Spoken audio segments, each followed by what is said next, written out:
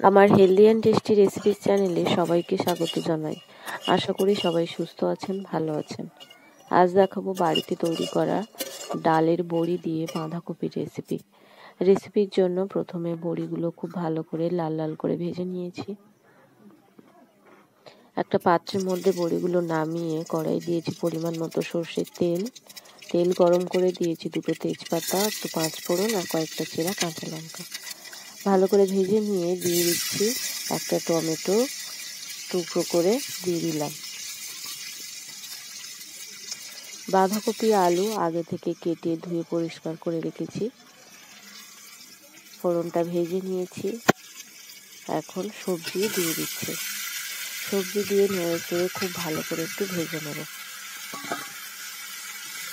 আমার এই healthy and tasty recipes চ্যানেলে বিভিন্ন ধরনের হেলদি রেসিপি আছে, যেগুলো আমি খুব কম সময়ে খুব কম মশলা দিয়ে তৈরি করে থাকি। যদি ভালো লাগে তাহলে প্লিজ আমার চ্যানেলের অন্যান্য রেসিপিগুলো দেখবেন। আর যদি আমার রেসিপি ভালো লাগে দেখতে, তাহলে আমার নতুন বন্ধুরা প্লিজ চ্যানেলটি সাবস্ক্রাইব করবেন আর আমার রেসিপিগুলোতে লাইক, কমেন্ট, শেয়ার করতে ভুলবেন না। সবজি খুব ভালো করে ভেজে নিয়েছি। এখন দিয়ে দিচ্ছি স্বাদ মতো লবণ।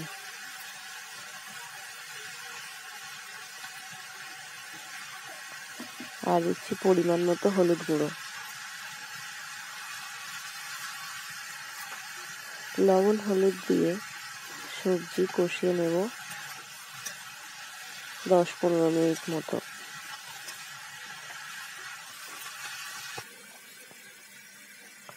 সবজি খুব ভালো করে কষিয়ে নিয়েছি। এখন দিয়ে দিচ্ছি বাটা মশলা। বাটা মশলার মধ্যে আছে জিরে, ধনিয়া, সর্ষে, চন্দনী।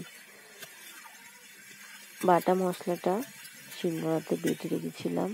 বাটা মশলা দিয়ে কিছুক্ষণ আরও কষিয়ে নেব।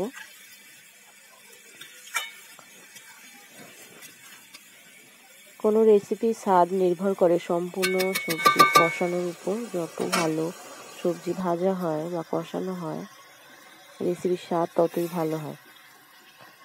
ভেজে নিয়েছি বাঁধাকপি। নেওয়ার পর এখন দিলাম পরিমাণ মতো জল।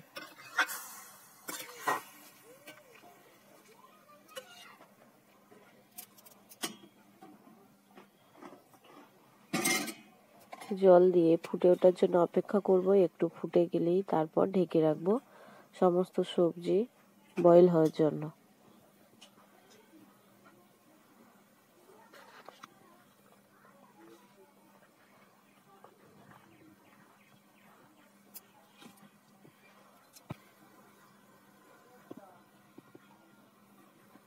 ঢেকে রেখেছি। কিছুক্ষণ ঢেকে রান্না করে নেওয়ার পর ঢাকনা খুলে নিয়ে দেখে নিচ্ছি সবজিগুলো সিদ্ধ হয়েছে কিনা। সবজি প্রায় সিদ্ধ হয়ে গেছে, তাও আরেকটু ঢেকে রাখবো।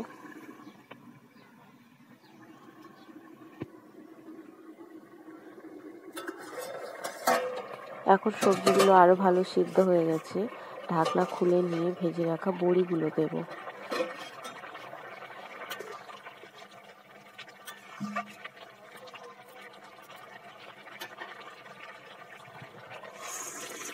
ভেজে রাখা বড়িগুলো দিয়ে দিলাম। এখন একটু নেড়ে ছেড়ে মিনিট 2-1 জন্য ঢেকে রাখবো। 2 থেকে 2.5 মিনিট একটু হালকা আঁচে ঢেকে রেখে নামিয়ে নেব।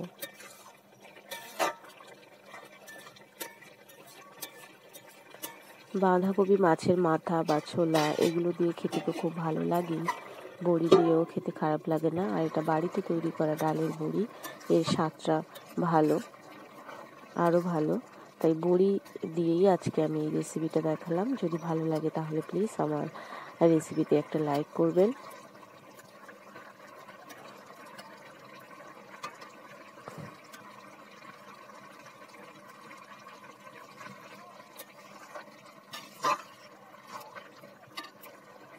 আমি খুব শুকনো করব না, একটু ঝোলঝোল রাখবো। সব শেষে ছোট চামচের 1 চামচ চিনি দিয়ে দিলাম। এখন নেড়ে চেড়ে নিয়ে নামিয়ে নিয়েছি। আমার রেসিপি রেডি হয়ে গেছে গরম ভাতের সঙ্গে পরিবেশন করার জন্য।